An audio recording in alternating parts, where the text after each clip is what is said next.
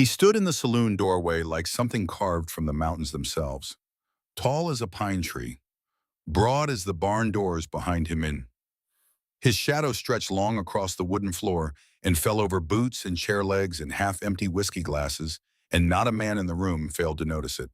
Behind him, a second man stepped into the frame of the door, younger by a couple of years, same impossible width across the shoulders.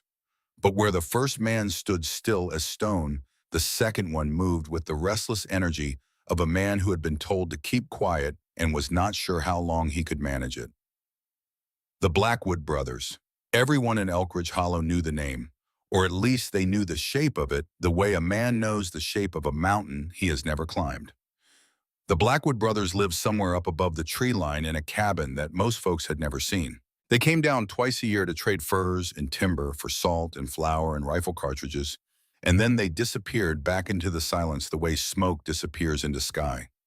Nobody remembered the last time both of them had come to town at the same time. The Wyoming Territory in the fall of 1874 was not a place that cared about manners or ceremony. It cared about survival. The wind cut across the plains like a blade sharpened on both sides. The winters came early and stayed late and took whatever they wanted on the way out. The mountains watched everything and helped no one. Elkridge Hollow sat between those mountains and a river that bent east like it had changed its mind halfway through the valley. 60 families, maybe fewer. A general store run by a widow who did not suffer fools. A livery stable. A church that became a courthouse when the circuit judge rode through. A schoolhouse that opened its doors whenever enough children could be gathered to justify the effort. And the saloon where men brought their noise and their loneliness and pretended the two were not the same thing.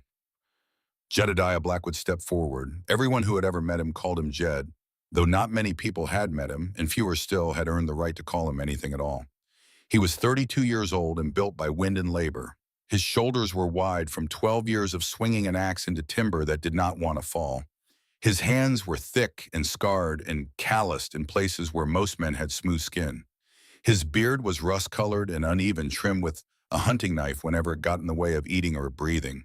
His nose had healed crooked from a logging accident years ago, and there was a faded scar along his left forearm where a rope had burned through his sleeve and into the skin beneath. His face was not handsome. His face was used. It was the face of a man who had spent more than a decade arguing with trees and weather and gravity, and had won most of those arguments, but not all of them. But his eyes were something else. Pale blue, gentle blue. The kind of blue that belongs to high mountain lakes in early morning. They did not match the rest of him. They were too soft for that jaw, too quiet for those hands, too careful for a man who split firewood like he had a personal grudge against every log in Wyoming. His voice was low when he spoke. Steady. The voice of a man who did not use words often and therefore chose them with the same care he used when placing each swing of an axe. "I need a wife," he said, "by tomorrow morning." The room laughed. It was not cruel laughter, not at first. It was the kind that bursts out of a man when he hears something so strange his body reacts before his brain catches up. Whiskey glasses paused in midair. A poker game froze mid-hand. Someone near the piano slapped his knee so hard the sound cracked through the room like a rifle shot. Griff Hollander, who owned the saloon and considered himself the unofficial narrator of every significant event in Elkridge Hollow, was wiping a glass behind the bar when Jed spoke. The glass slipped in his hand and nearly shattered against the counter, and Griff opened his mouth to say something clever, but nothing came out fast enough.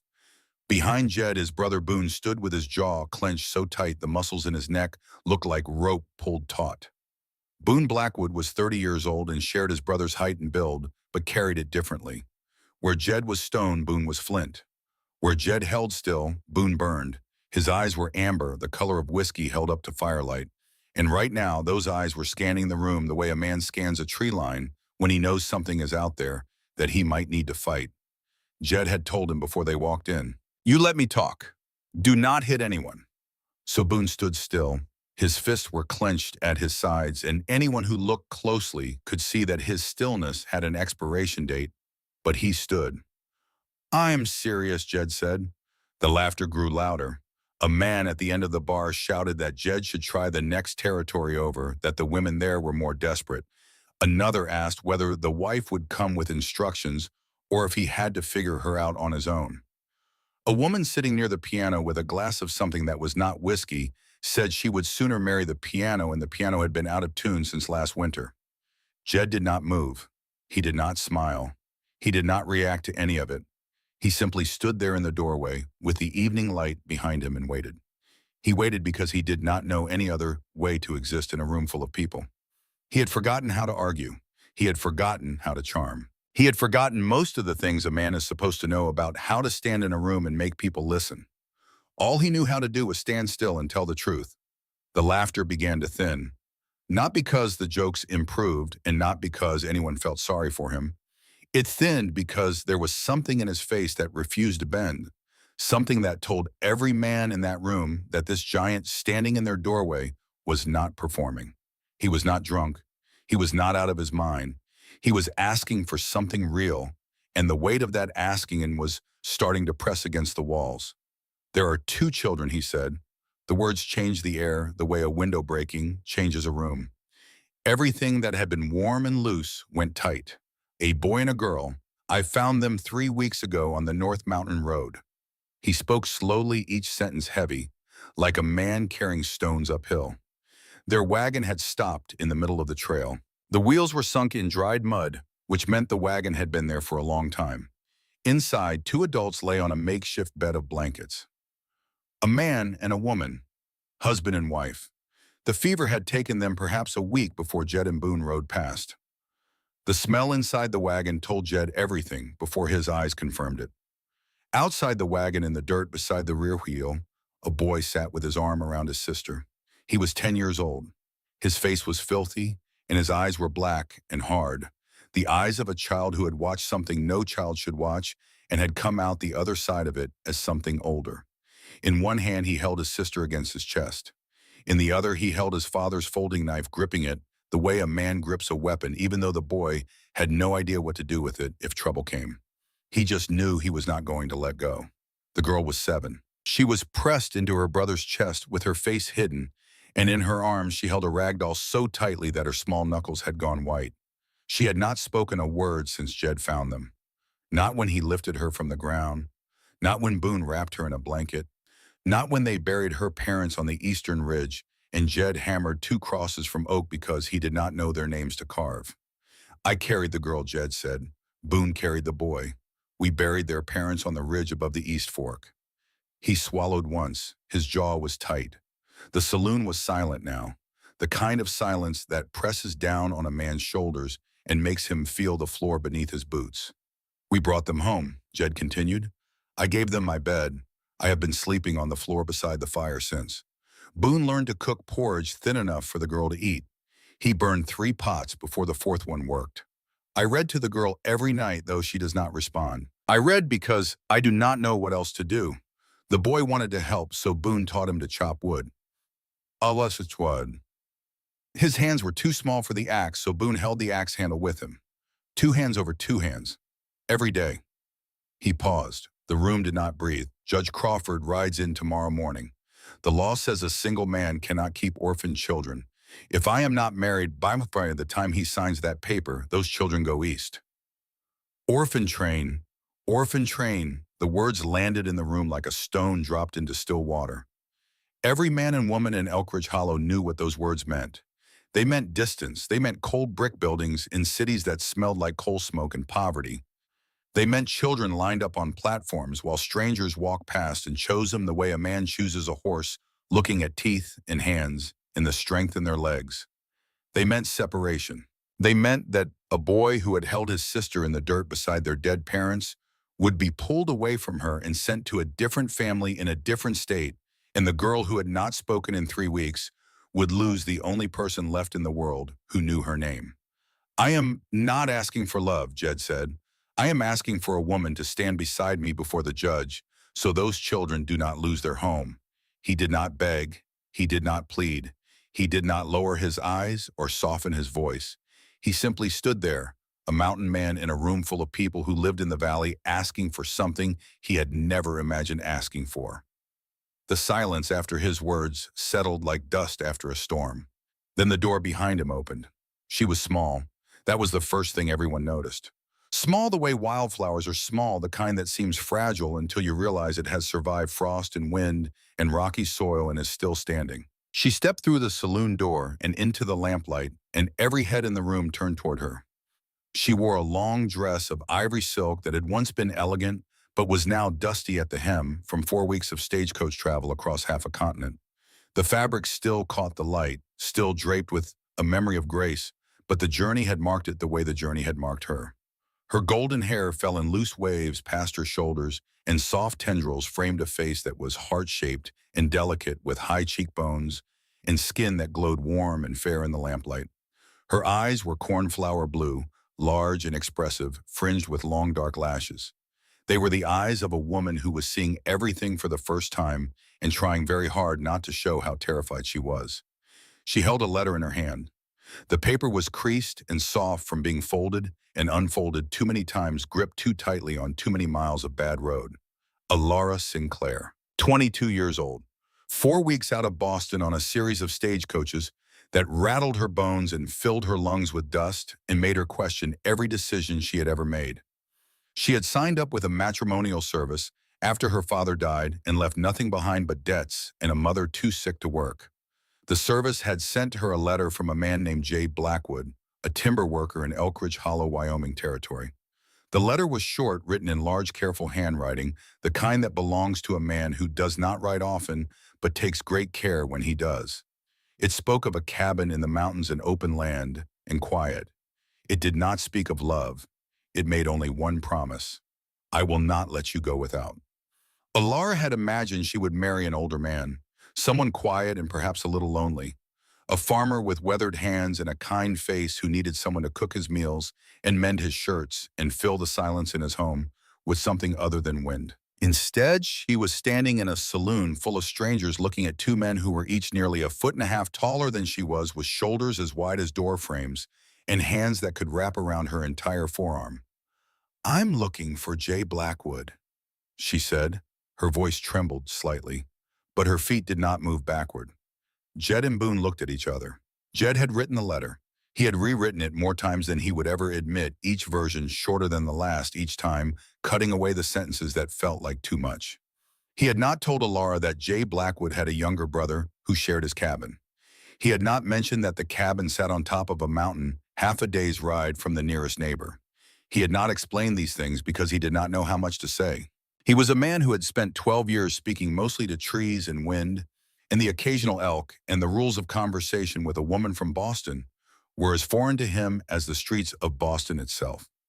Alara looked at the letter, looked at Jed, looked at Boone, looked at the letter again. The emotions that crossed her face came in waves. Confusion first, then anger, then embarrassment, then something harder and colder that might have been fear. She turned as if to leave, and the back door of the saloon opened. Dorothea Calloway came through first. Everyone called her Thea. She was in her 50s, gray-haired, straight-backed, sharp-eyed, and she ran the general store with the same iron authority that a ship captain runs a vessel in rough seas. She had been widowed 10 years ago and had buried a son before that, and both losses had forged her into something that was not hard as Achille, but was unbreakable. She was the only person in Elk Ridge Hollow who had not laughed when Jed asked for a wife, because Thea understood. She had lost children too. Behind her came two small figures. The boy walked first. Cormac, 10 years old but carrying himself with the stiffness of someone much older. His gaze swept the room the way a soldier sweeps unfamiliar territory, cataloging threats, measuring distances, calculating where the exits were. He wore a borrowed shirt that was too large for him and trousers that had been crudely hemmed, and his face had the quality of wood that has been exposed to weather. Hardened, sealed. The face of a child who had made a decision at some point during those terrible days beside the wagon that he would not cry again, and had kept that decision with a kind of iron will that most adults never achieve. Behind him, half hidden by his body, was Wren. She was 7 years old and barely visible behind her brother. She held a rag doll against her chest, with both arms pressing it so tightly against herself that the doll's button eyes stared outward over her thin forearms like a second pair of eyes watching the world on her behalf. Her own eyes were brown and enormous, and they looked out from behind Cormac's shoulder the way a small animal looks out from inside its burrow, seeing everything, trusting nothing. She had not spoken since Jed found her. Ilara stopped. She had been turning toward the door. She had been leaving. Every practical instinct in her body had been telling her to get back on the stagecoach and return east, return to Boston, return to the life she knew, even though that life was drowning in debt and sickness and grief. She had been leaving because the letter had not prepared her for any of this, but she stopped because she saw Wren's eyes. And in that moment, a moment she would never speak of to anyone for as long as she lived, she saw someone else. She saw Abigail, her sister, 6 years old. Diphtheria had taken her in Boston 2 winters ago. Alara had held her in those final hours, had felt the small body burn with fever and then slowly terribly cool. She had made a promise to herself in the darkness of that room that smelled of camphor and death. Not to God, not to her mother, to herself. She had said the words inside her own mind with the same force that a man drives a nail into wood. I will never let a child be alone again. Wren looked up at Alara. It was the first time in 3 weeks that the girl had looked directly into the eyes of a stranger. Not Jed, not Boone, not Thea or any of the other people who had tried to coax her out of her silence. She looked at Alara, and something moved behind those enormous brown eyes. Something that was not recognition exactly, but was close to it. Something that said without words, I see you. Do you see me? Alara knelt. She did not touch the girl. She did not reach out or try to take the doll or smooth the tangled hair. She simply lowered herself until her eyes were level with Wren's, and she said very quietly, that is a beautiful doll. Does she have a name? Wren did not answer, but she did not pull away. The saloon watched. Not a glass moved, not a chair creaked. Even Griff Hollander, who always had something to say about everything, pressed his lips together and said nothing. Ilara rose to her feet. She turned to face Jed. The anger was gone from her eyes. In its place was something more complex, something that looked like arithmetic, the kind of calculation a person makes when they are weighing everything they know against everything they feel. I have 2 questions, she said. Her voice did not tremble now. She turned to Boone first, not Jed. She looked at the younger brother, the one who stood with his arms crossed and his amber eyes full of doubt, and she asked him directly, you do not want me here. Why? Boone blinked. Nobody spoke to him that way. Nobody challenged a man who was 6.5 feet tall and built like a war monument.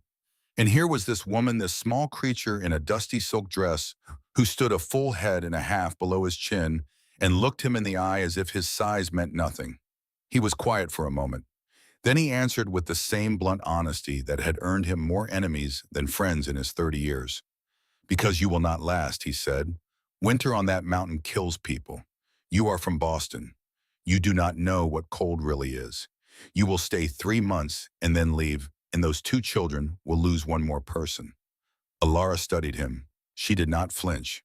She recognized what was behind his words, and it was not cruelty. It was fear wearing a mask. Thank you for being honest, she said. Then she turned to Jed. The second question. She did not look at his shoulders or his scars or his hands. She looked only at his eyes. Those quiet, startling eyes that belonged to a different man than the one standing in front of her. Will you be kind to them? Not will you provide. Not will you protect. Not will you prosper. Will you be kind? The words hung in the air the way a single note hangs in a church after the organ stops. They filled the room. They pressed against the walls. They pushed the laughter so far back into memory that every man who had laughed 5 minutes ago could no longer remember why. Jed's breath left him slowly. His hands opened at his sides.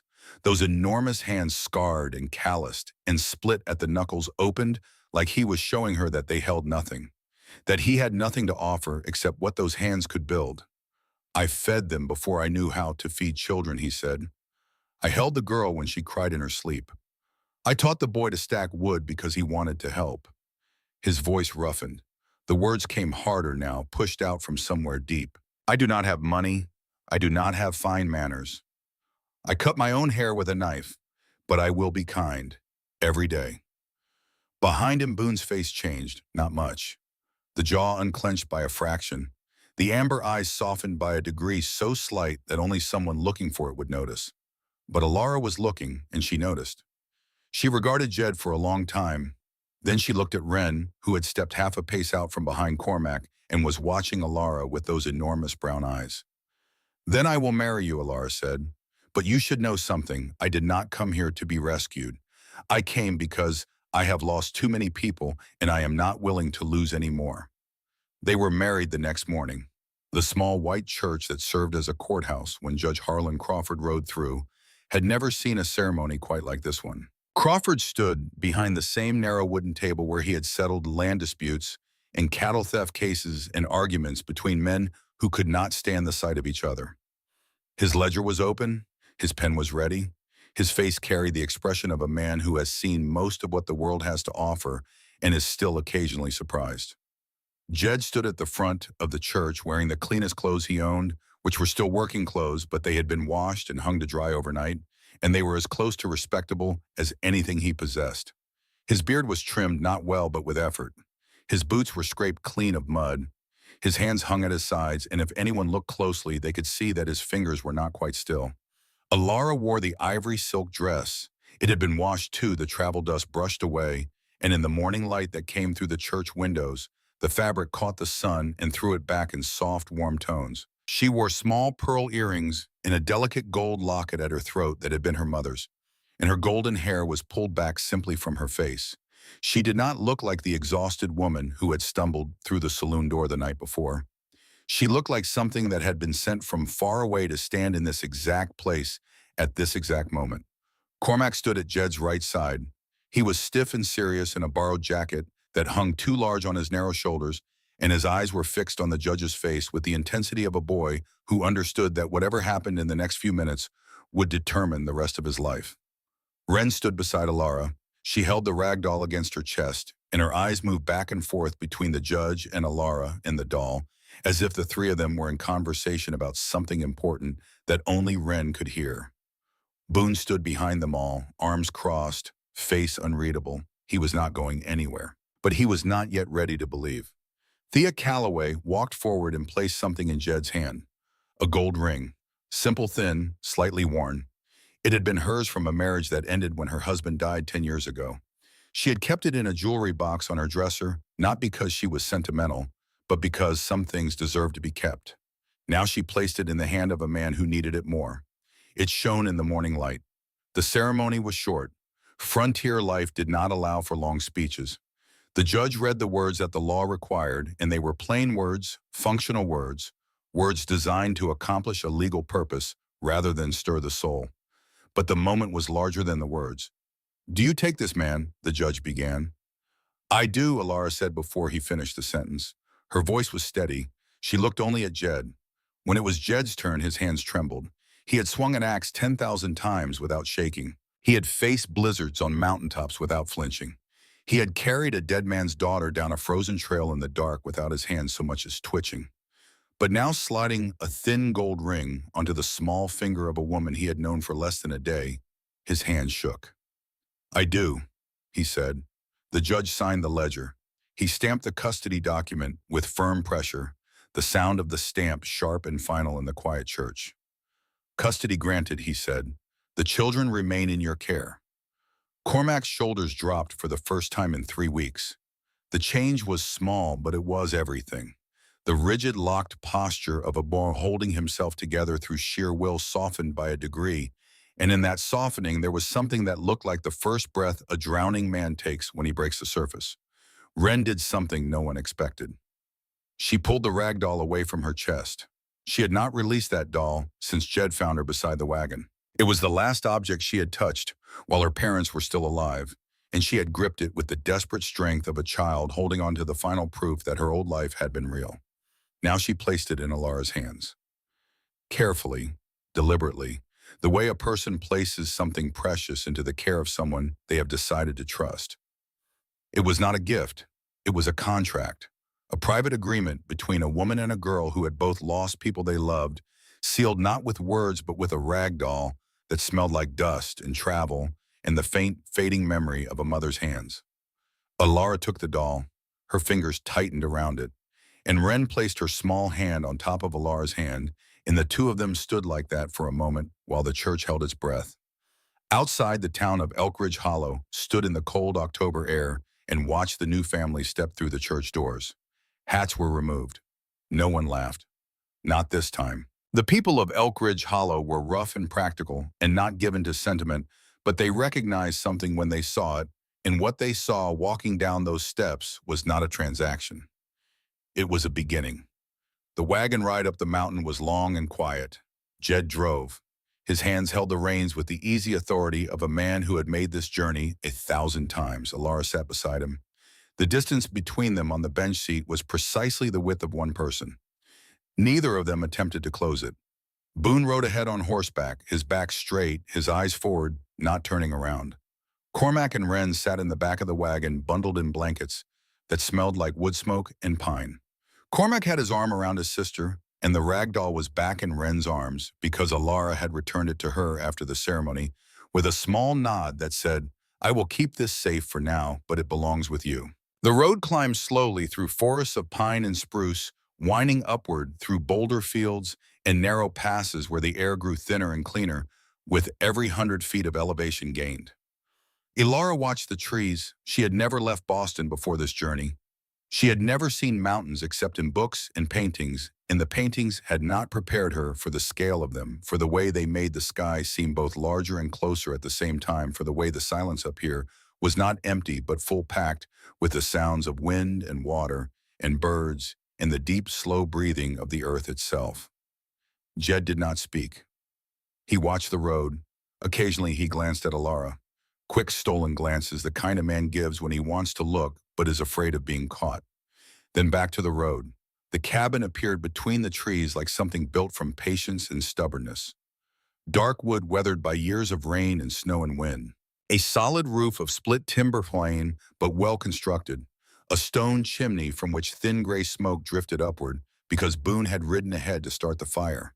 A small porch with 2 chairs that looked handmade. A woodpile stacked along the western wall neatly arranged. An axe leaning beside the door. It was not beautiful, it was honest. It was the kind of place that made no promises it could not keep. Alara stepped down from the wagon. She stood still for a longer time, looking at the cabin, the trees, the sky that stretched above her, wider and deeper than any sky she had ever seen. "It needs curtains," she said. Jed blinked. "I do not own curtains." "You do now," she replied. "I brought fabric." From somewhere behind the wagon, Boone made a sound. Not quite a laugh, but the closest thing to a laugh that he had produced in many months, and it surprised him so much that he turned away quickly as if he had coughed. Alara had packed before the wedding. Not many things. A Bible with a cracked leather cover. A small photograph of Abigail that she kept in her dress pocket, not on the mantle because she was not ready for that yet. Some things need to be carried close before they can be set down. A bundle of white cloth, a sewing needle, 2 books, one of poetry and one of arithmetic. Jed carried her things into the cabin. When he set the bundle of cloth on the table, his hand brushed hers. Accidental. Brief. Both of them pulled back as if burned. Neither looked at the other. Jed went outside to chop wood, even though the woodpile was already enough for a week. That first night, the cabin arranged itself around its new reality. Jed slept on the floor beside the fireplace, wrapped in a wool blanket on a bed of pine boughs that he had arranged with more care than he had ever arranged anything in his life. Boone slept in the far corner of the cabin on an old bear hide that he had cured himself, and he positioned himself near the door in the way that a man does when he wants to be the first to know if something comes in. Alara lay in Jed's bed, which was the only real bed in the cabin, with Wren curled beside her. Cormac lay on a straw mattress on the floor near the bed, close enough to reach his sister's hand if she needed him in the dark. Alara could not sleep. She listened to the wind. It was not Boston wind, the kind that whistles through alleyways and rattles shutters. This was mountain wind. It had weight. It pressed against the cabin walls the way a large animal presses against a fence, testing it, measuring it, deciding whether it was strong enough to matter. The cabin held. The timbers groaned slightly but held, and Alara understood that the groaning was not weakness but conversation. The cabin and the wind had been talking to each other for 12 years, and they had reached an understanding. She heard Wren whimper in her sleep. Small sounds. The sounds of a child whose dreams were not safe. Then she heard footsteps. Someone rose from the floor. Not Jed. Jed's breathing was deep and even, the breathing of a man who had learned to sleep through anything because the mountain did not care whether you were rested. It was Boone, the younger brother, the hard one, the doubter, the man who had looked Alara in the eye and told her she would not last past the first snow, was moving quietly across the cabin floor toward Wren's bedside. He sat down on the floor with his back against the wall and his long legs stretched out in front of him, and he began to speak. He was telling a story, not reading one. Boone was not a reading man. He was telling a story that he was making up as he went, and it was about a small bear who had gotten lost on a mountain and was trying to find its way home. The story was clumsy. It had no real structure. He lost the thread in places and repeated himself, and at one point the bear seemed to be in two places at once. But his voice, normally rough and clipped and carrying the edge of a man who expected the world to appoint him, went soft. It went low and gentle and warm in a way that Alara would not have believed possible if she had not been lying 3 feet away, hearing it with her own ears. Wren's breathing steadied. The whimpering stopped. The small body relaxed into the mattress the way a fist unclenches when the danger passes. Boone told the story until the girl was deep asleep.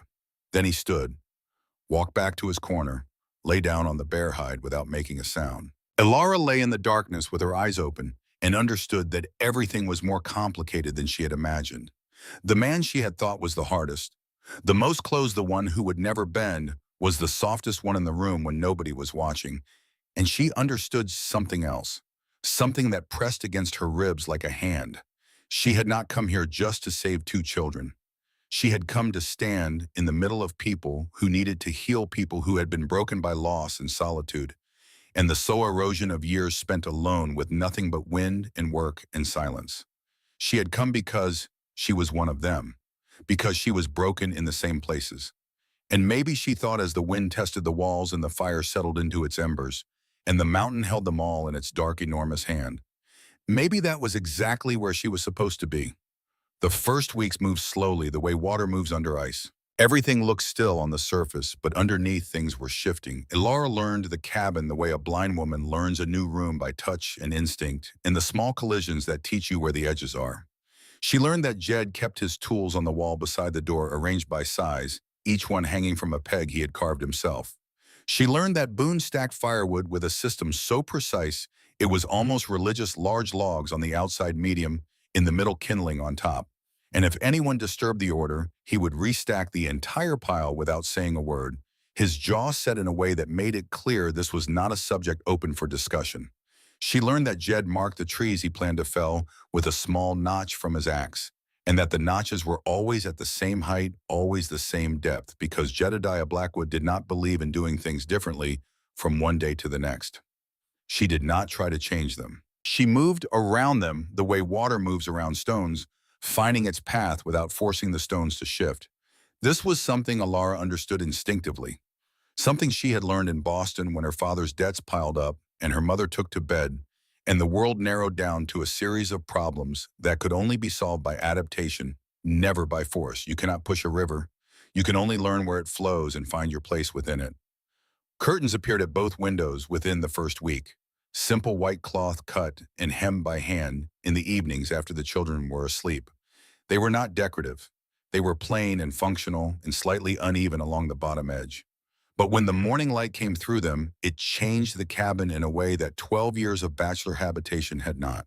The light went soft. It diffused through the cloth and fell across the floor in pale, warm patterns, and the cabin, which had always smelled of smoke and pine and sweat and leather, suddenly looked like a place where someone lived rather than merely survived.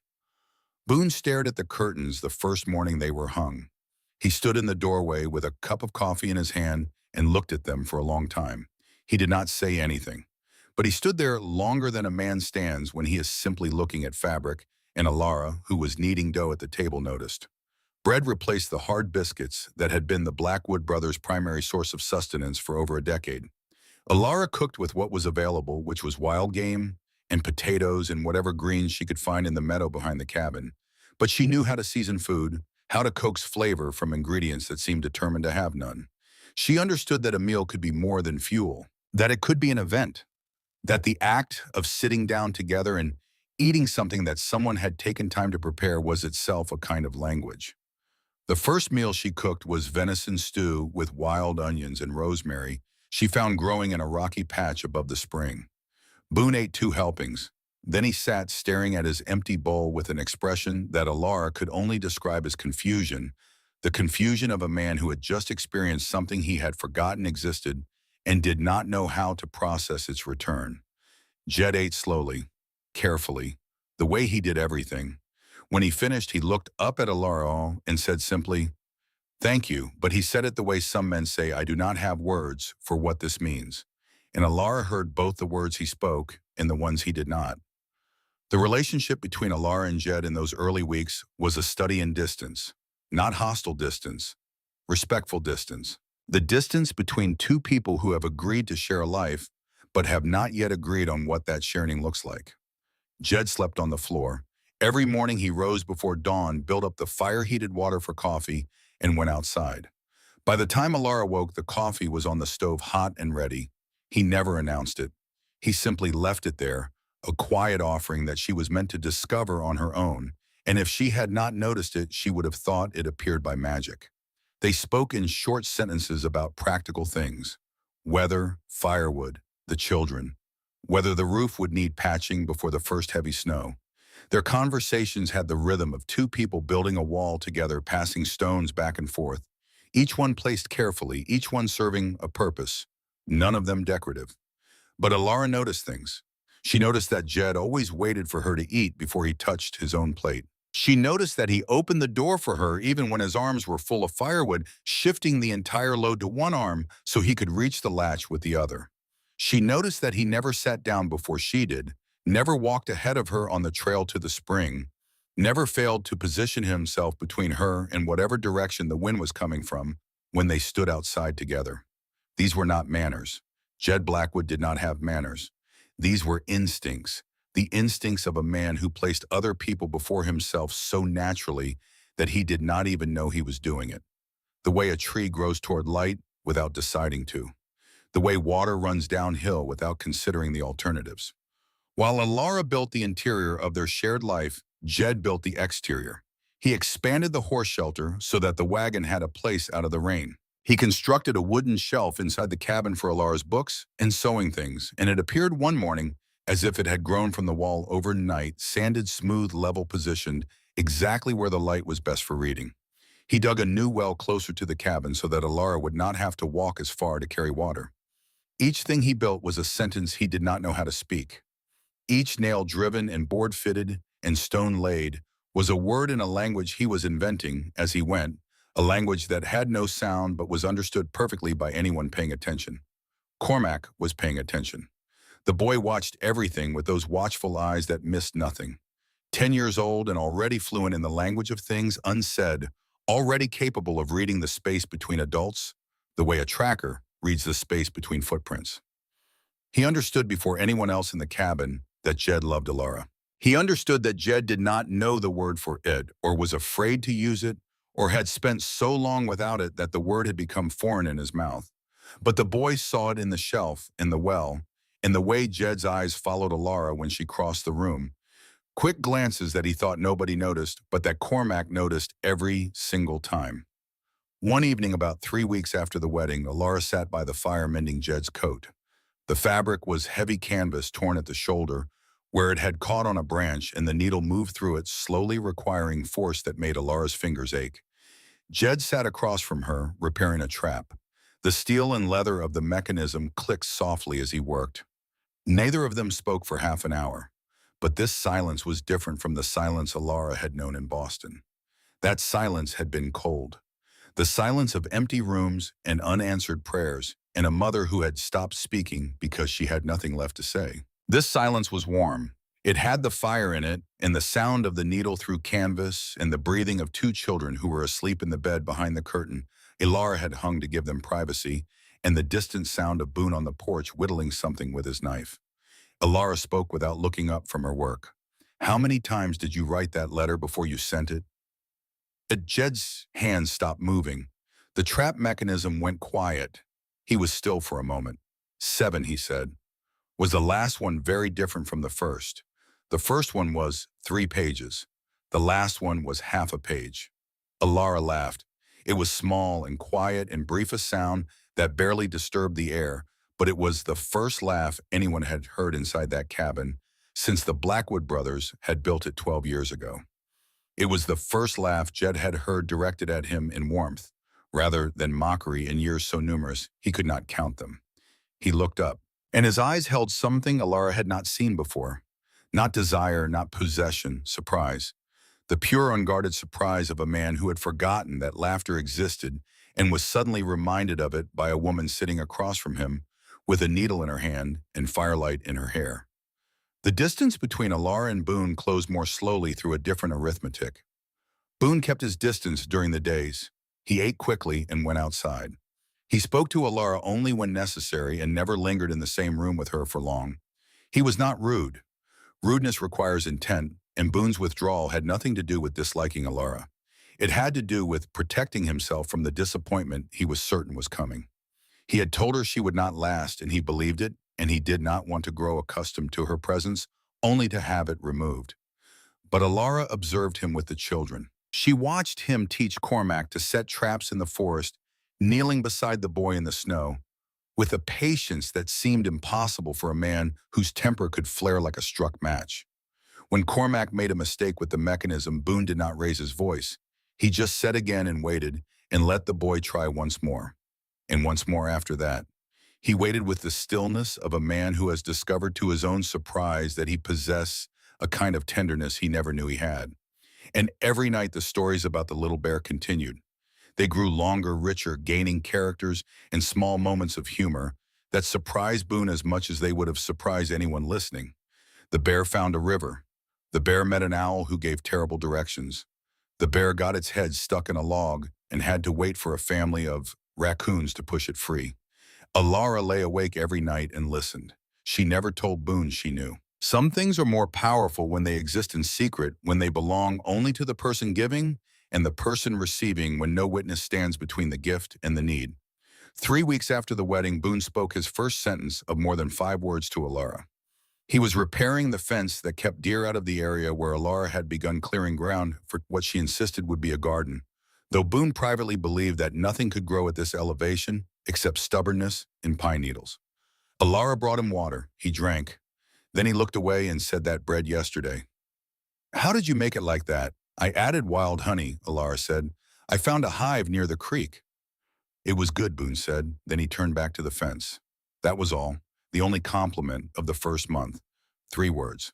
But Alara understood that those 3 words had cost Boone something, that they represented a small surrender in a war he was fighting against the possibility that this woman might actually stay, and that the surrender terrified him more than any blizzard or bear ever had. Cormac followed Jed everywhere. The boy had attached himself to the older man with the silent, unshakable devotion of a working dog who has chosen its master. He learned to split wood by studying Jed's stance and grip and the precise angle of the swing until he could replicate it with his smaller body. He learned to read deer tracks in the early snow by walking behind Jed and placing his feet in Jed's footprints, literally following in his steps. He learned to carry water from the spring without spilling, to sharpen a knife on a whetstone, to judge the weather by the shape of clouds above the western ridge. He called Jed sir, respectful but distant.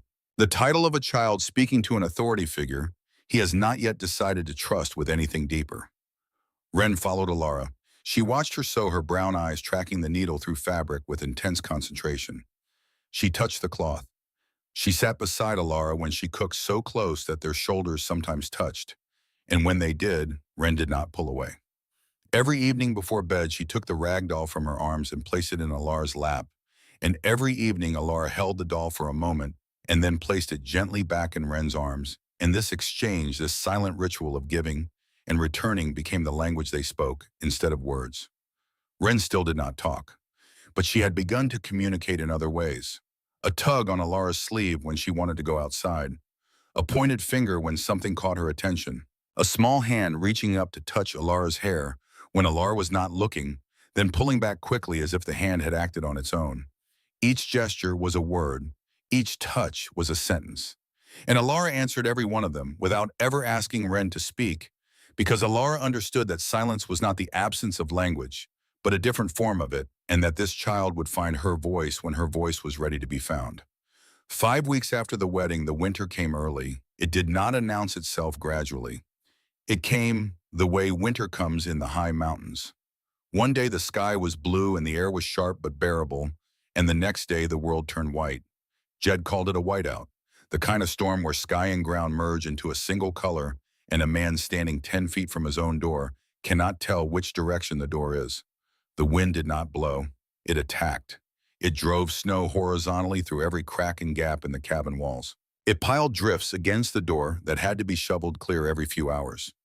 It dropped the temperature to a place where the water in the bucket beside the stove froze solid overnight. The road down the mountain disappeared entirely. They were alone. The cabin, the 5 people inside it, the horses in the shelter, and the mountain. Nothing else existed. On the second day of the storm, Wren began to burn. Alara felt it before she saw it. She was holding Wren in her lap beside the fire, reading aloud from the book of poetry, when the child's body began to radiate heat that had nothing to do with the fire. Alara placed her hand on Wren's forehead and felt the skin blazing beneath her palm, dry and hot and wrong.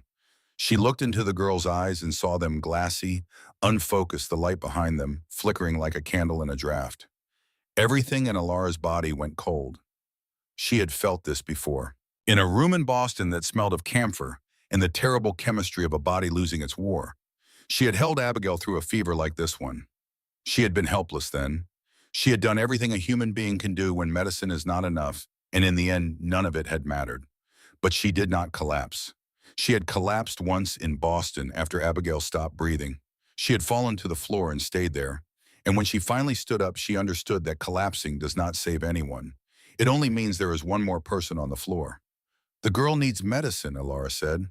Her voice was calmer than she felt. Much calmer. Jed looked at Wren, looked at Boone. Both brothers knew.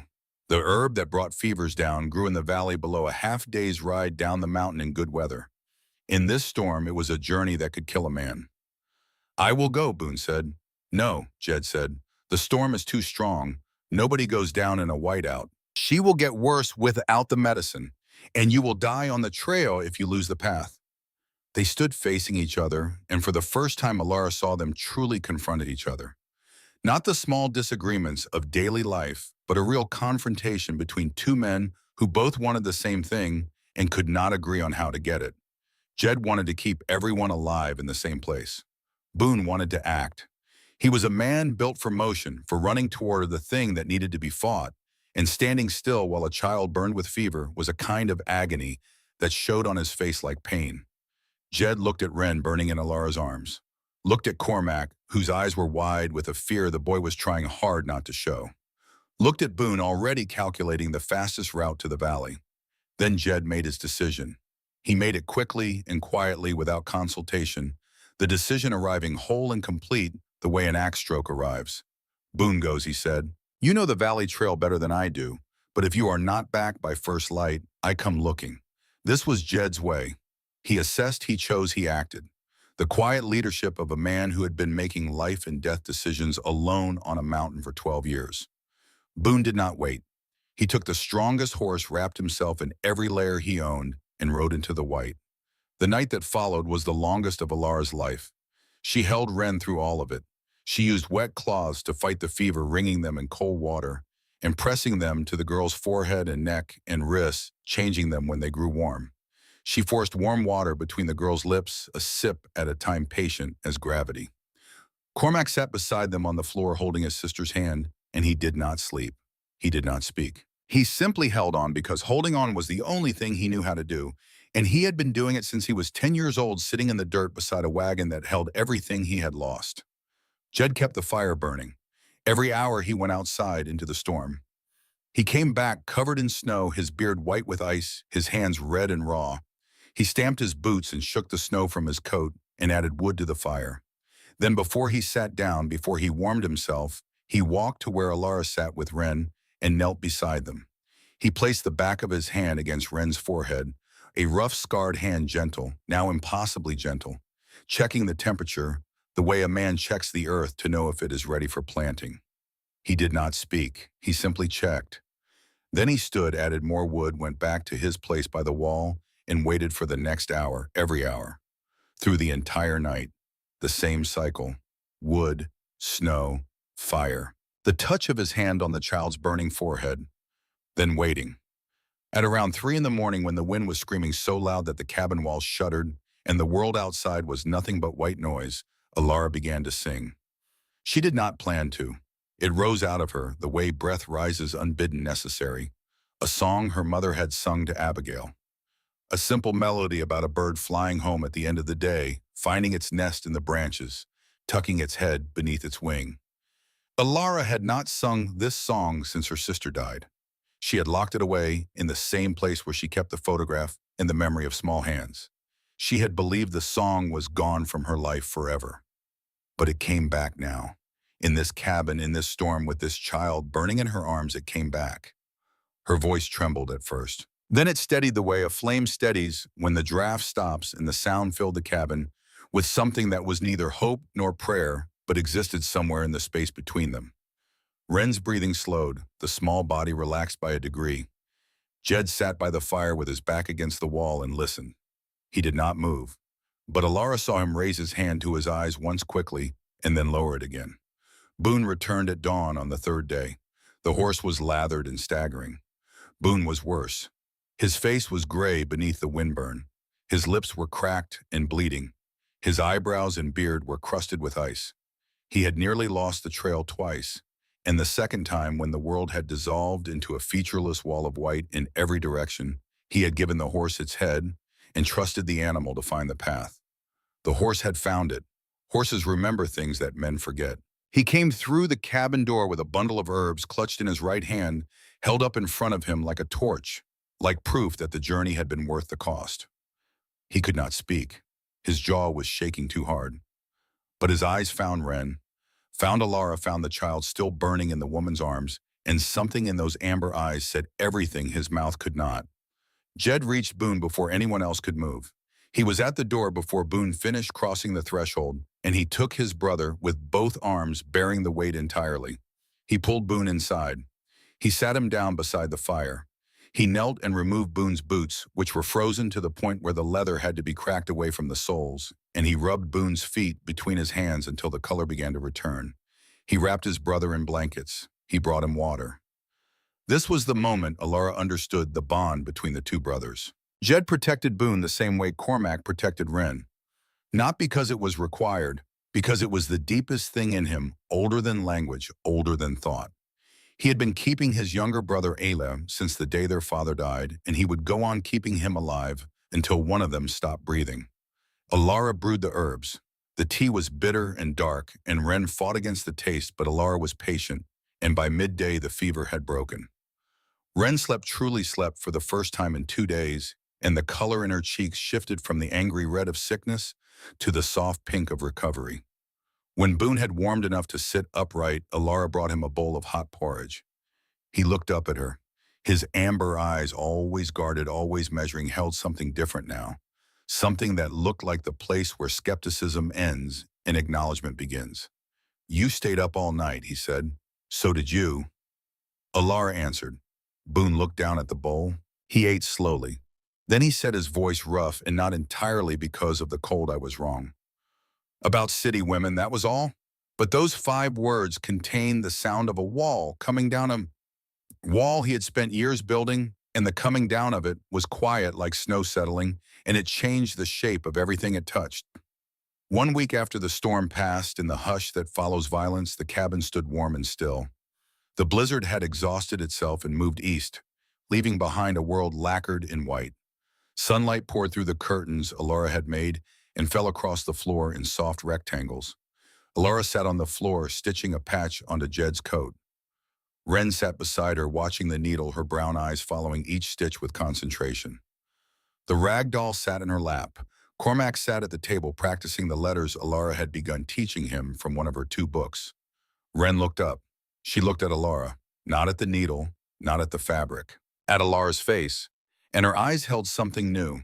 Not need, not fear, trust.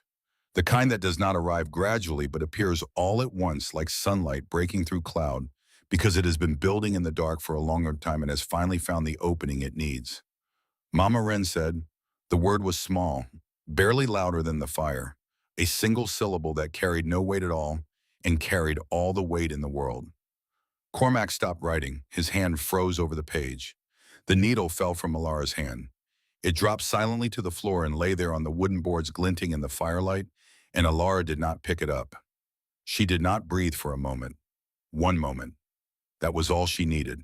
One moment to travel from this cabin back to a room in Boston that smelled of camphor, back to a small bed where a small body lay still, back to the sound of her own voice whispering goodbye into air that no longer carried the breath it was meant for. She had buried her sister. She had kissed a forehead that was no longer warm. She had believed with the absolute conviction of grief that no word meaning "I have chosen you and I trust you, you are mine" would ever be spoken to her again. And here it was, standing in the room, fragile and alive.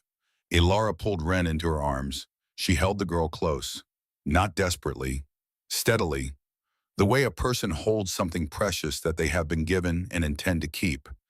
The embrace of a woman who has learned through loss how to hold tightly without crushing, how to be strong without being rigid, how to let love be the shape of her arms. Jed stood in the doorway. He had been coming inside to tell Alara that the fence was repaired. But the practical sentence died somewhere between his throat and his lips. And instead he stood there with his massive frame filling the space, and his eyes fixed on the scene before him, and he understood something that no law and no document and no judge's stamp could create. Kindness had turned strangers into something else. He turned and walked outside. He went behind the cabin to the place where the woodpile met the tree line, where nobody could see him from the windows.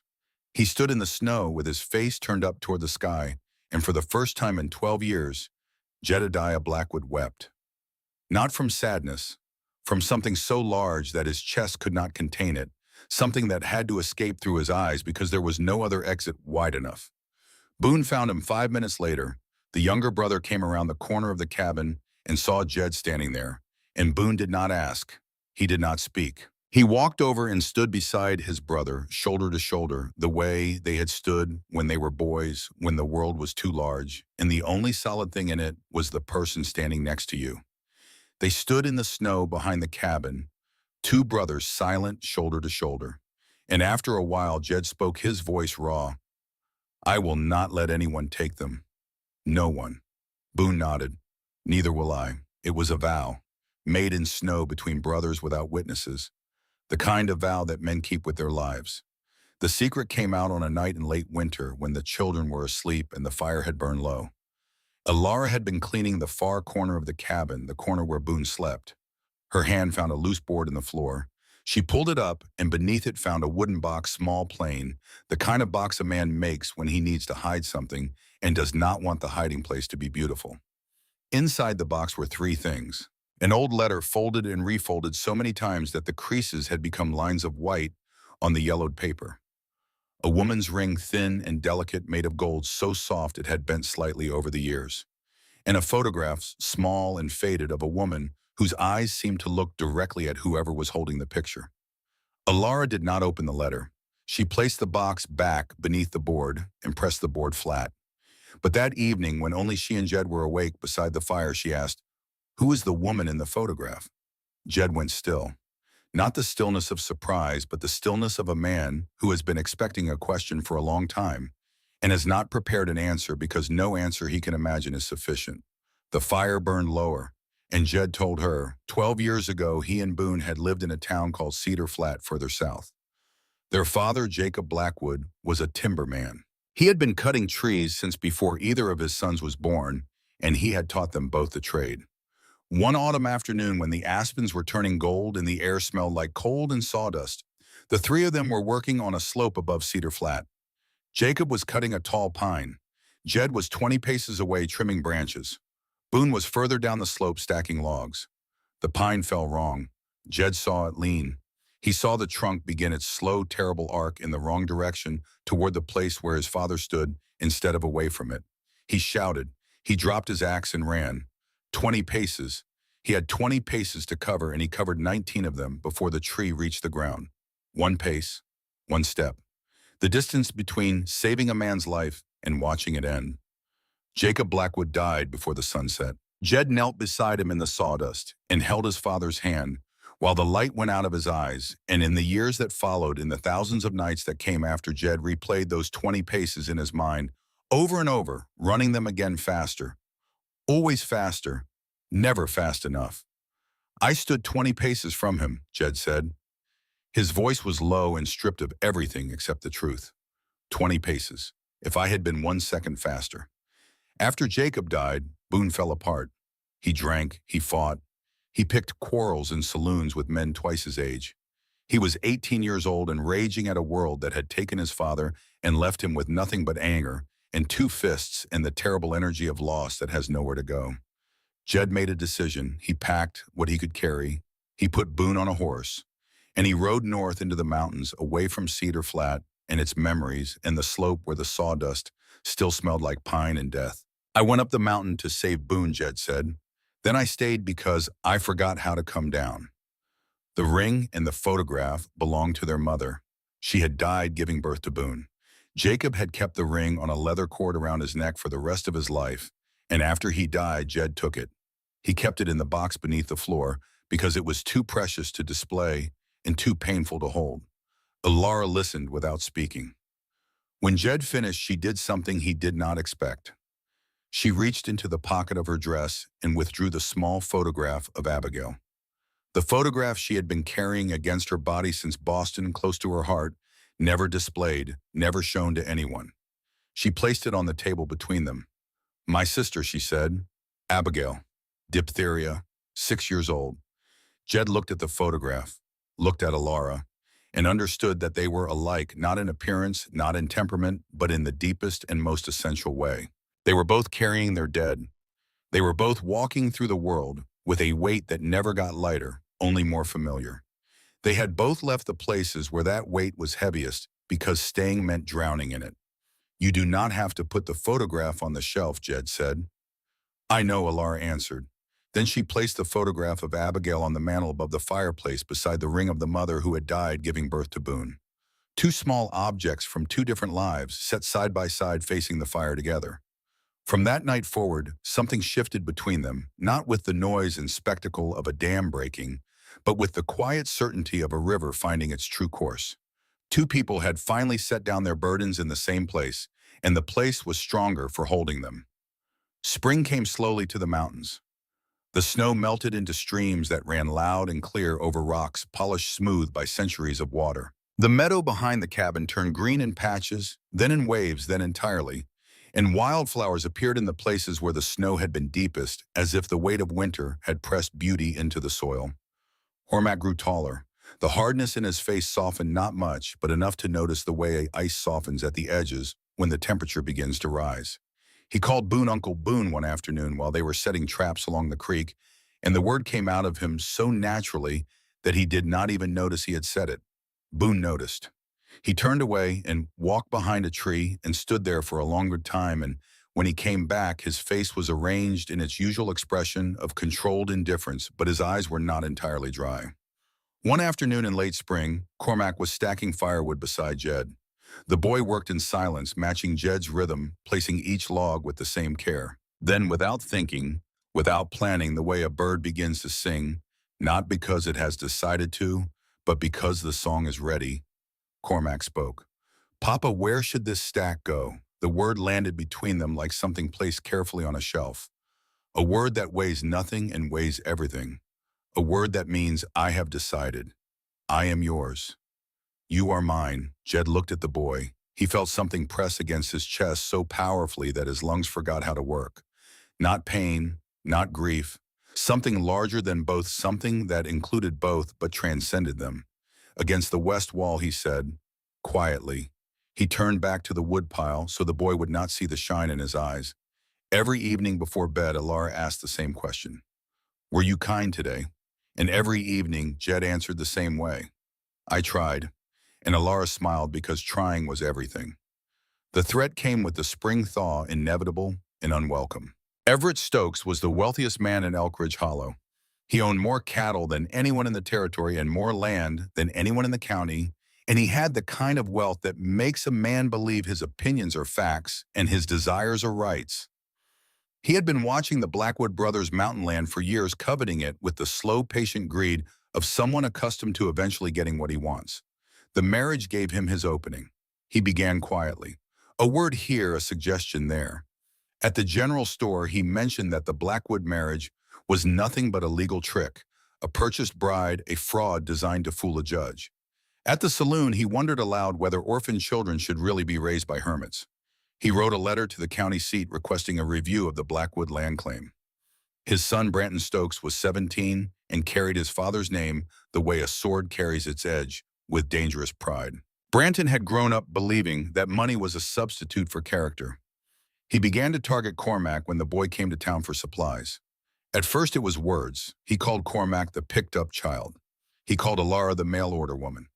Cormac swallowed it. He swallowed it the way Jed had taught him, not by ignoring it, but by measuring it, weighing the cost of response against the cost of silence.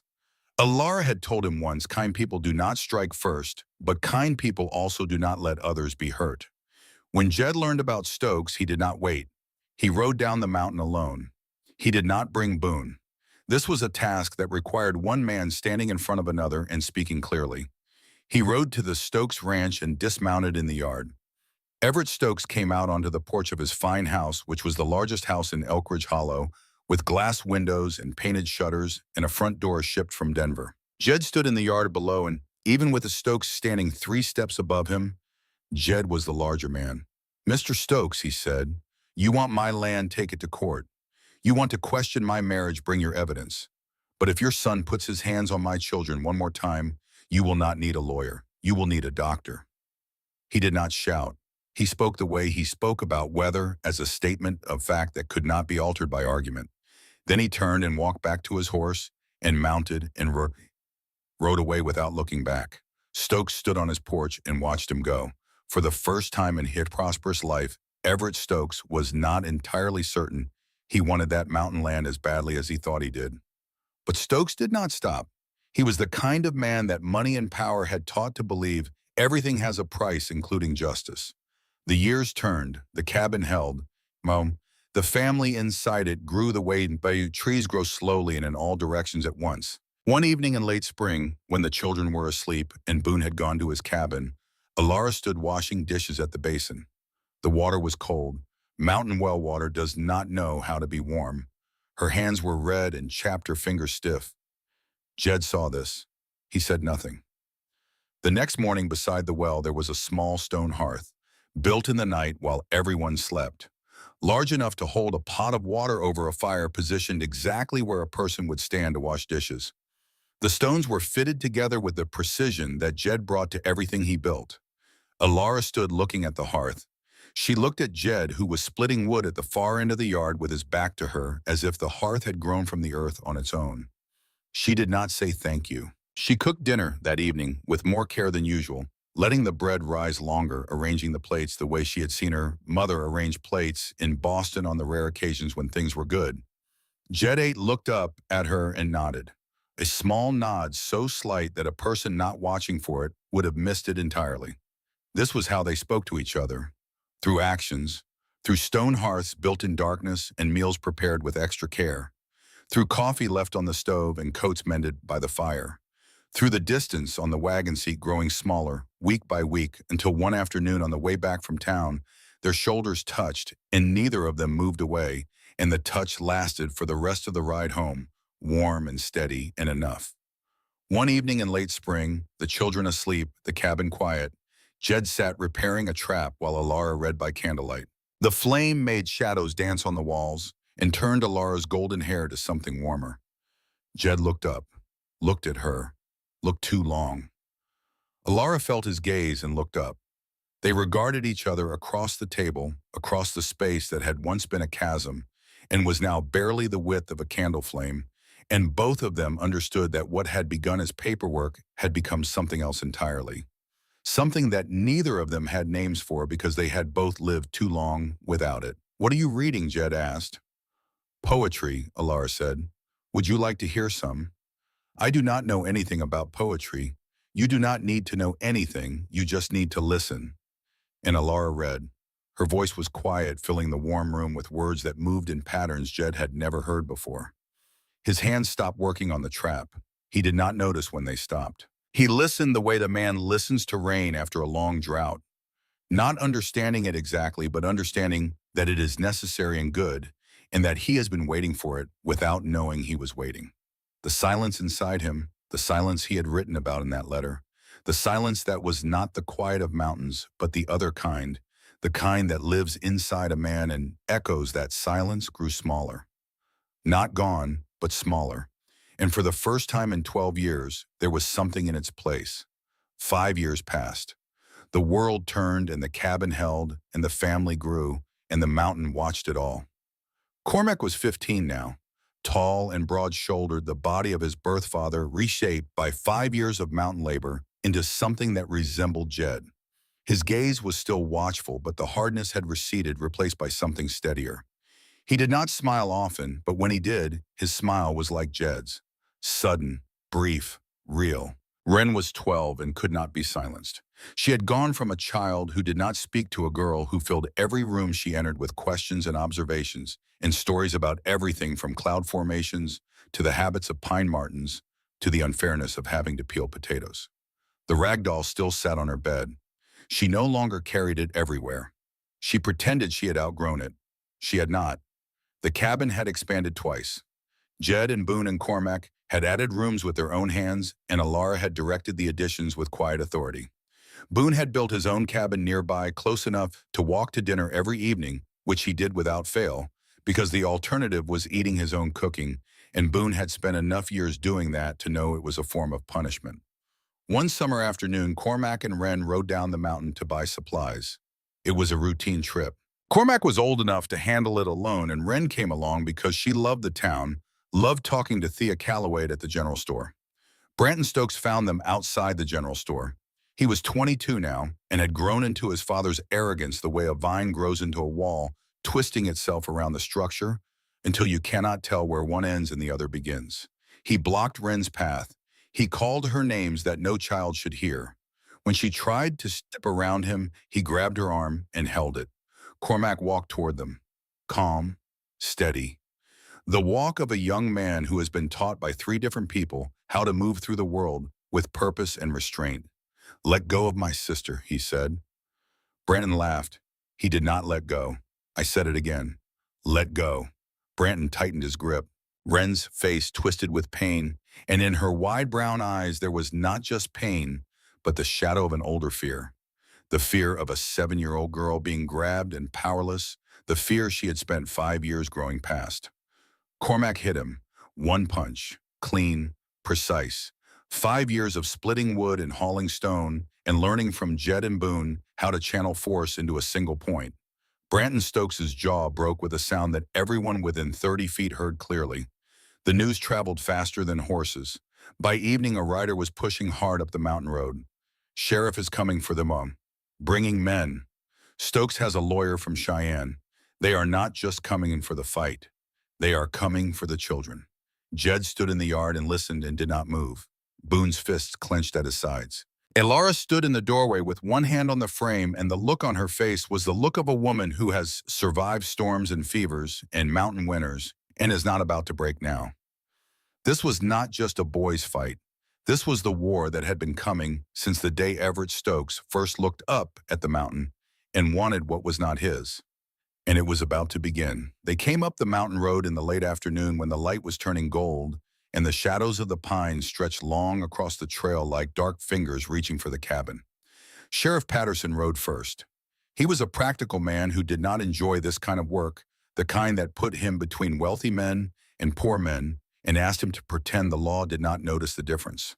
Behind him rode 2 deputies, young men with new badges and stiff postures who had never drawn their weapons outside of target practice. Behind the deputies, on a black horse that cost more than most families in Elk Ridge Hollow earned in a year, rode Everett Stokes. He wore a coat tailored in Denver and boots polished that morning by someone who was paid to polish boots, and his face carried the expression of a man who has come to collect something he believes is already his. Beside him, looking profoundly uncomfortable on a rented horse, rode Franklin Hale.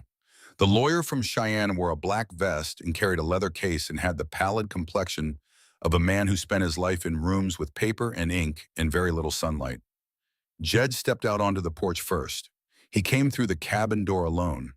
Not because Boone was not ready, but because when Jedediah Blackwood walked out of a door, the simple physical fact of him was enough to fill whatever space existed on the other side. He stood on the porch with his hands at his sides. He did not cross his arms or clench his fists. He stood the way a cliff face stands, present and immovable and requiring no gesture to communicate its nature. Boone came out second and stood behind his brother's left shoulder. His amber eyes moved from Patterson to the deputies to Stokes to Hale and back again, tracking positions, measuring distances. His arms were crossed over his chest, and there was something in the set of his jaw that said, very clearly, he had been told to let Jed talk, but had made no promises about what would happen after. Alara stood in the doorway behind them, both one hand on Cormac's shoulder. Wren was behind her, partially visible, her brown eyes watching from the shadow of the cabin interior. Cormac Blackwood, the sheriff, called out, "You need to come with us." Jed did not raise his voice. He did not need to. His voice carried with its own momentum, requiring no effort. "The boy defended his sister," he said. "He broke a man's jaw," Patterson answered. "He protected his family." Jed said, "My family. Not the boy or the child I took in. My family." And the way he said it left no ambiguity. These were his. He had carried them down a mountain and fed them and built them beds and married a stranger so they would not be loaded onto a train and shipped east. They were his in every way that mattered. Stokes spoke from his horse. He did not dismount. A man on horseback looks down on a man on foot, and Everett Stokes understood the geometry of power. "This is exactly what happens," Stokes said, "when children are raised by wild men on a mountain with a mail-order bride. These children need a proper family." Jed looked at Stokes. He did not look up, though Stokes sat higher. He looked straight, the way a man looks at something on a level below him, even when the physical arrangement suggests otherwise. His gaze went through the horse, and through the expensive coat, and through the carefully maintained exterior, and saw whatever was underneath. "Mr. Stokes," Jed said, "you should get down from that horse when you are talking to me." One sentence, delivered without decoration, without emphasis, with the flat certainty of a man stating the direction of the wind. It was not a request, and it was not a threat.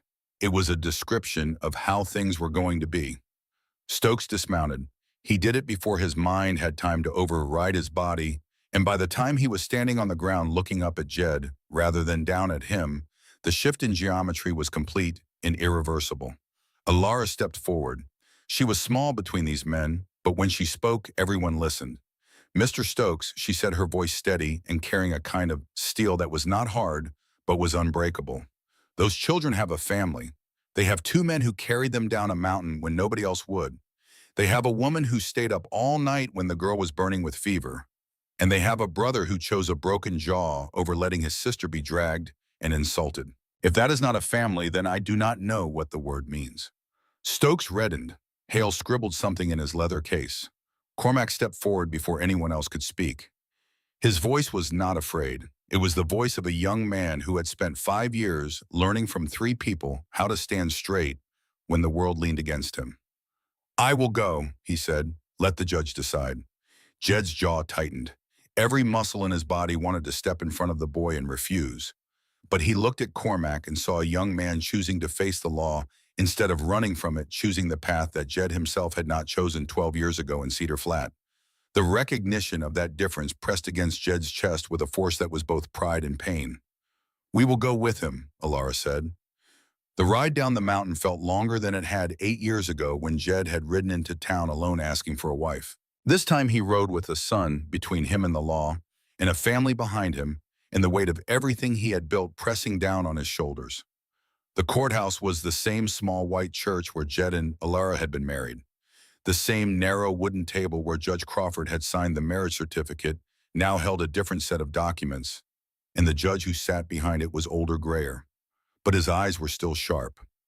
Harlan Crawford looked at the people filing into his courtroom and understood that today was going to be different from the cattle disputes that typically occupied his visits. He had been a circuit judge for 23 years. He had seen men lie with the fluency of poets and tell the truth with the clumsiness of children. He had learned to watch hands rather than faces because a man can control his expression, but his hands will always betray him. Hale presented his case with polished efficiency. First, he said the marriage between Jedediah Blackwood and Alara Sinclair was a legal arrangement, not a genuine marriage contracted less than 24 hours before the custody hearing for the sole purpose of deceiving the court. Second, the Blackwood brothers had lived in isolation for 12 years with no formal education, no verifiable income, and no documented property rights. Third, the boy Cormac had demonstrated violent behavior. Fourth, the children would be better served by placement with the Stokes family. Each point was delivered with clean precision. Hale was good at his work. He arranged facts the way a carpenter arranges lumber, choosing each piece for its utility. Then he presented his final piece of evidence, and the air in the courtroom changed. Hale explained that the Blackwood brothers had not left Cedar Flats simply because their father had died. After Jacob Blackwood's death, someone had raised the possibility that the accident was not entirely an accident, that Jed had been careless, that the tree had fallen wrong because Jed had cut it wrong. The accusation had no evidence. No charges were filed, but in a small town, accusation is often enough. The whispers started, the looks changed, and before the whispers could become something worse, the Blackwood brothers had vanished into the mountains. These men fled, Hale said, his voice rising slightly. They ran from scrutiny. They ran from responsibility. And now we are asked to entrust children to their care. The courtroom murmured. People who had known the Blackwood brothers only as distant, harmless hermits now looked at them with something new in their eyes. Jed looked at the floor. For a moment, he was not the mountain man who could stare down Everett Stokes. He was a 20-year-old boy kneeling in sawdust beside his father's body, counting the 20 paces he had not been fast enough to close, and the guilt he had carried for 12 years was suddenly visible on his face. Alara saw him shrink. She saw the largest man in the room become smaller, and she understood with terrible clarity that this was the weight he had been carrying all along. Not just grief, guilt, the belief that he had killed his father, the belief that had driven him up the mountain and kept him there. She expected him to stay silent. She was already composing words in her mind, preparing to rise. But Jed stood up first. He rose slowly, gradually filling more and more of the room until there was nothing else to see. He was the tallest person there by a considerable margin, and when he stood, every eye moved to him. He spoke, slowly, heavily, each word placed with the deliberation of a man laying stones for a foundation that must hold. "Your Honor," he said, "I did not run from responsibility. I ran because I believed I killed my father."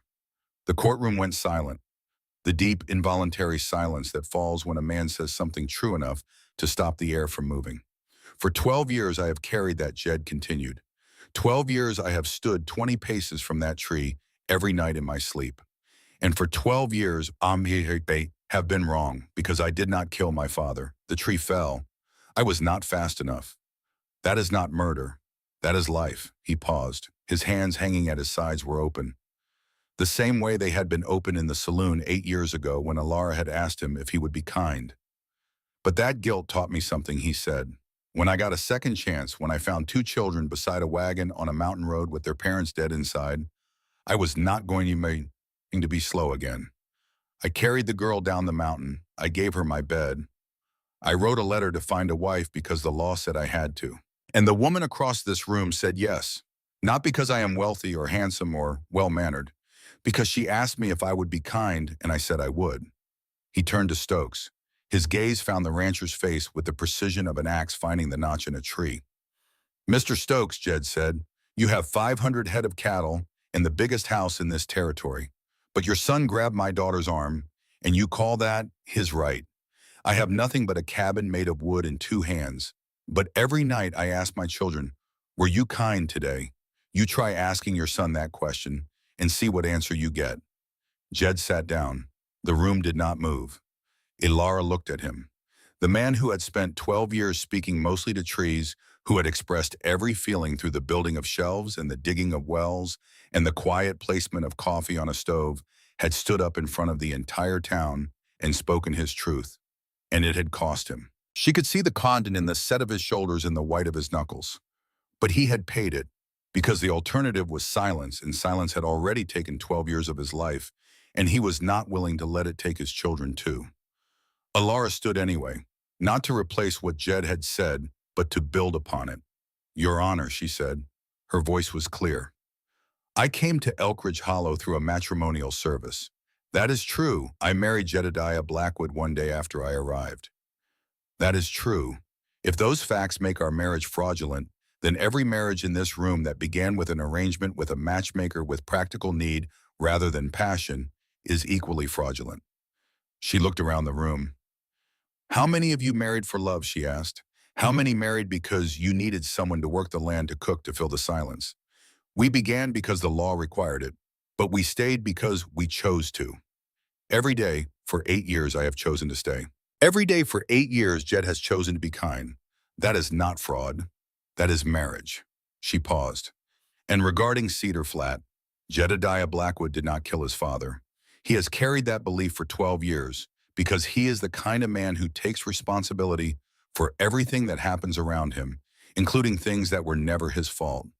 That does not make him dangerous. It makes him the best father those children could have. Because a man who will never forgive himself for being one step too slow will never stop trying to protect the people he loves. She sat down. Her hands were trembling beneath the table where no one could see them, but her voice had not trembled. Not once. Judge Crawford looked at Hale, looked at Stokes, looked at the papers before him. He was preparing to speak when a movement at the front of the room drew his attention. Wren stood up. She rose from the bench beside Alara with quiet deliberation. She was 12 years old. She wore a simple dress that Alara had made from fabric bought at Thea Calloway's store. Her hair was pulled back from her face and her eyes enormous and brown and once hidden behind her brother's shoulder but were steady and clear. The rag doll sat on the bench beside her. She had brought it, not clutched against her chest the way she had held it for years, but sitting upright on the bench like a witness, like a piece of evidence, like the last remaining artifact of a life that had ended on a mountain road and been rebuilt piece by piece in a cabin above the clouds. May I speak, Judge, she said. Crawford looked at this girl. He saw the stillness in her, the absence of performance. She was not nervous and she was not rehearsed. She was simply present fully and completely. He nodded. Wren spoke.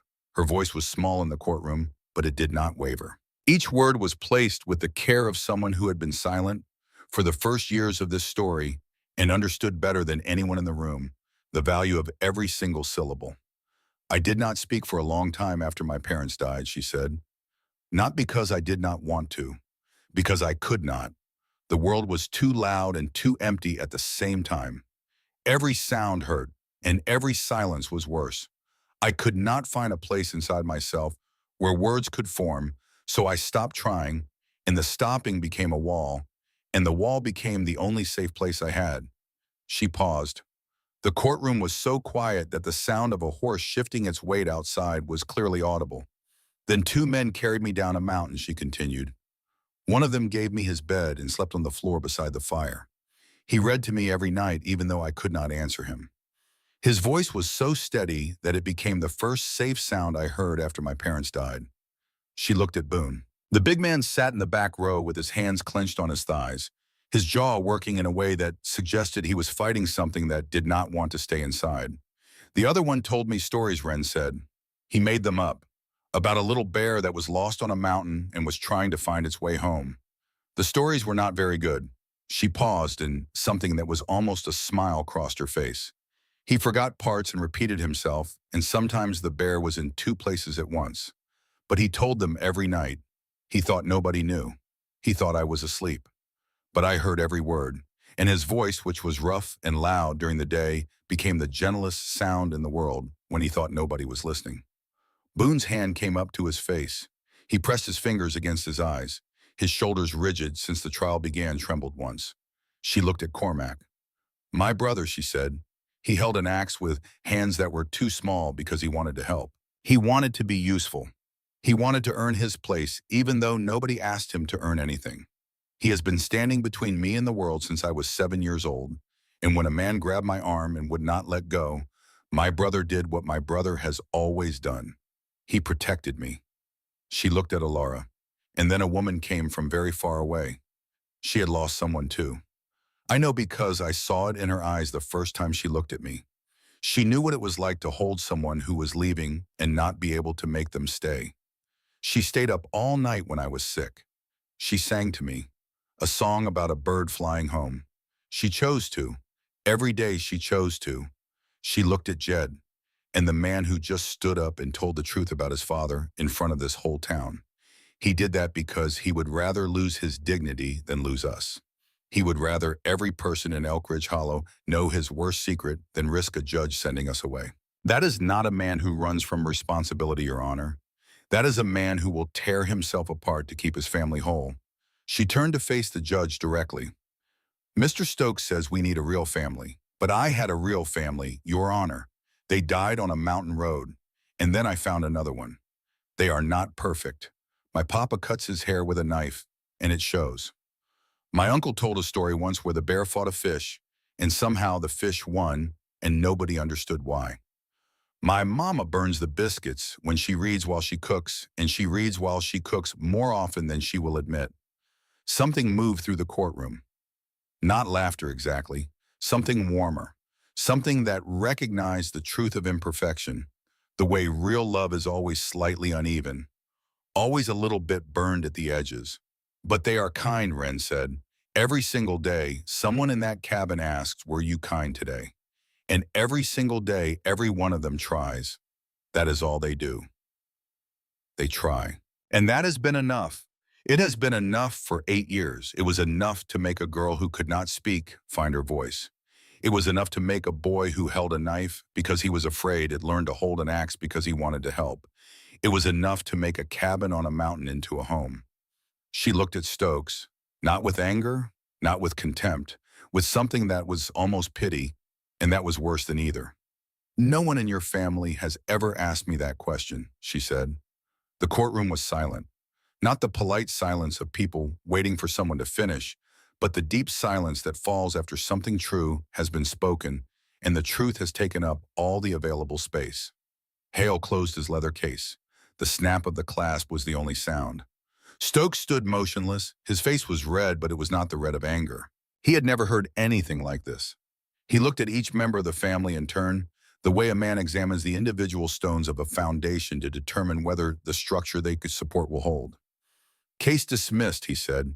Both charges, assault and the custody petition. The children remain where they are. He turned to Stokes.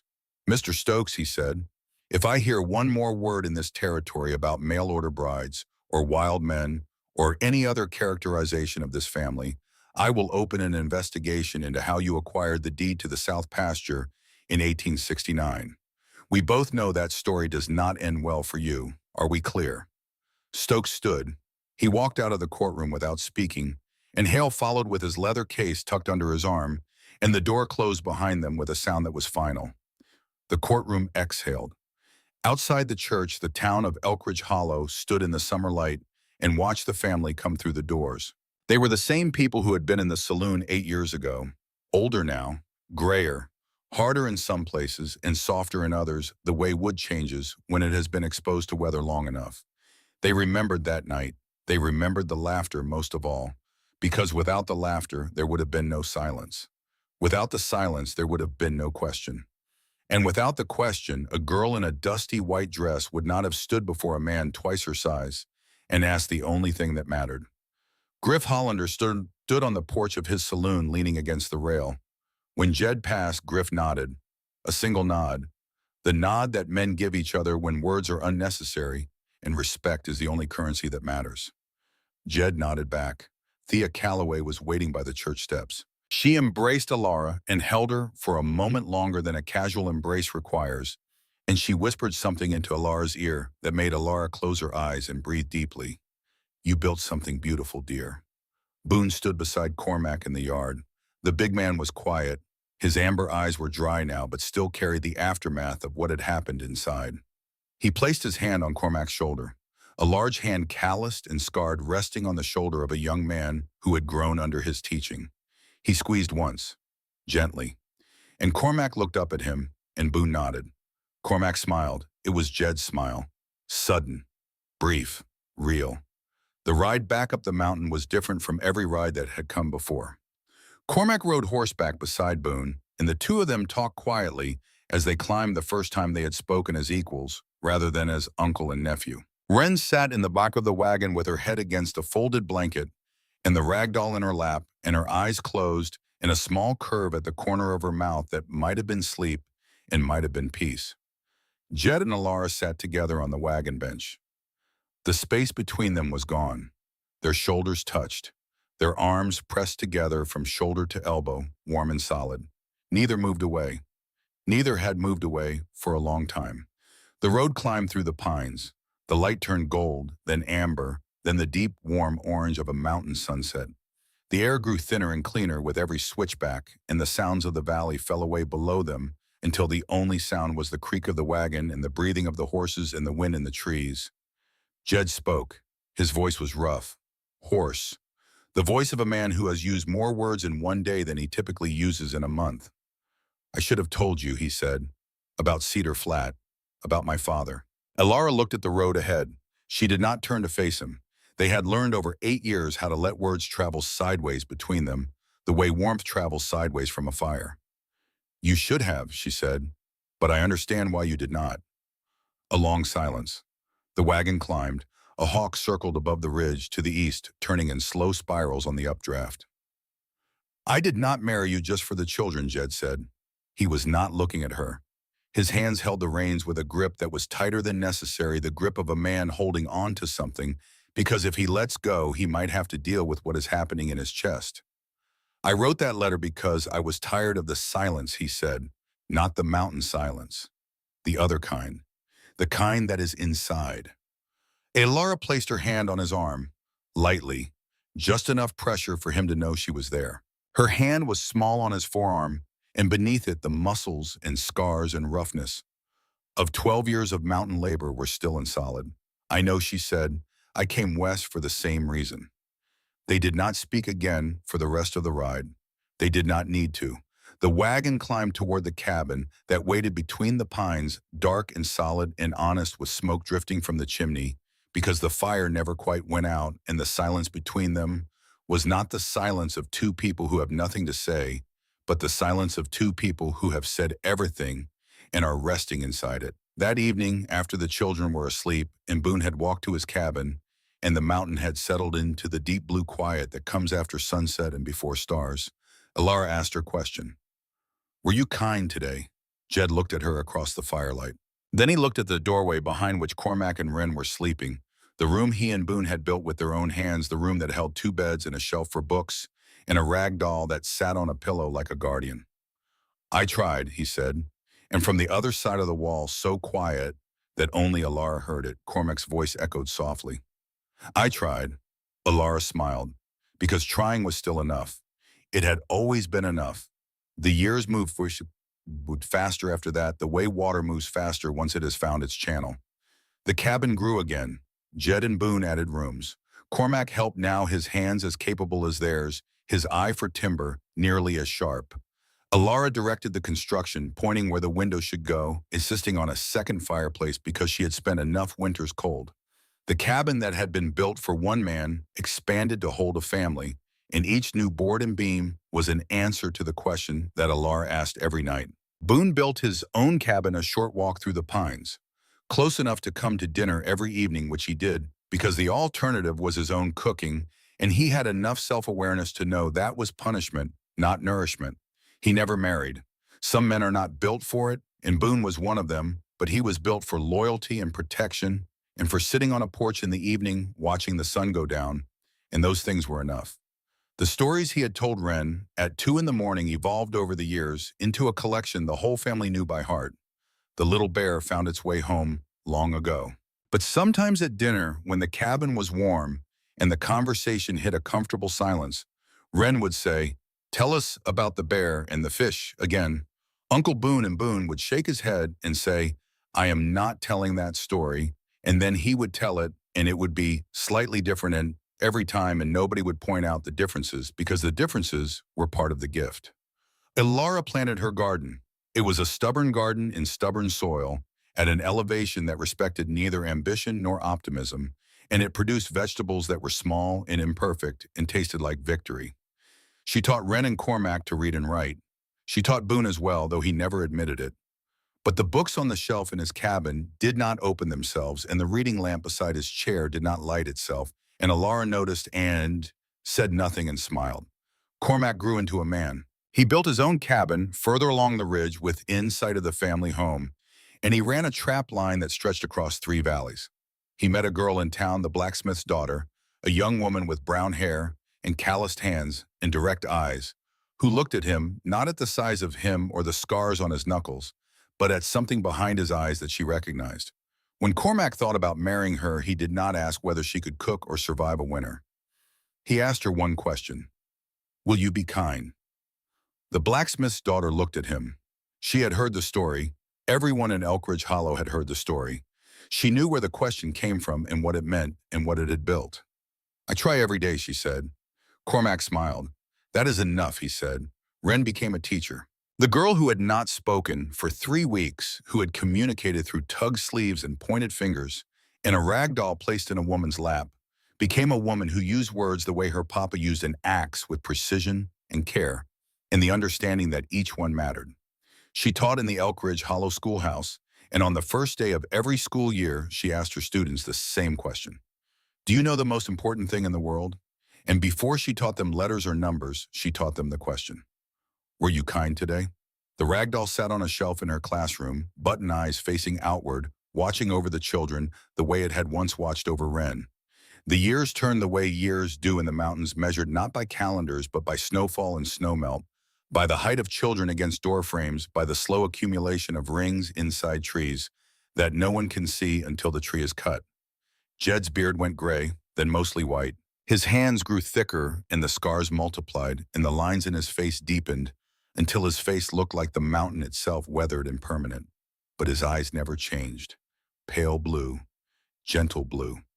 The eyes that had not matched the rest of him when he was 32 did not match the rest of him at 53, and Alara loved them for their constancy.